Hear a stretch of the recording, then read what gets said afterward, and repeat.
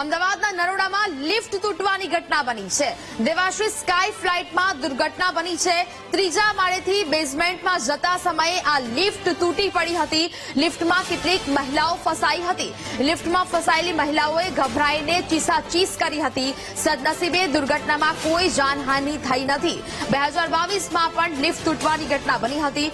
Lift સમસ્યાની રજૂઆત કરવા છતાં બિલ્ડરે કોઈ પગલાં નહોતા લીધા। સ્થાનિકોએ બિલ્ડરની બેદરકારીને લઈને રોષ વ્યક્ત કર્યો છે।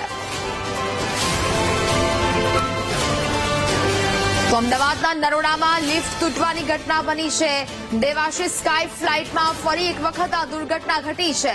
ત્રીજા માળેથી બેઝમેન્ટમાં જતા સમયે લિફ્ટ છે તે તૂટી પડી હતી।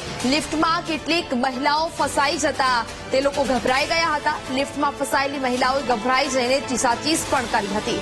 જોકે સદનસીબે આ દુર્ઘટનામાં કોઈ જાનહાનિના સમાચાર નથી। જોકે મહત્વપૂર્ણ વાત તો એ છે કે 2022માં પણ આ જ પ્રકારે લિફ્ટ તૂટવાની જે ઘટના છે તે બની હતી।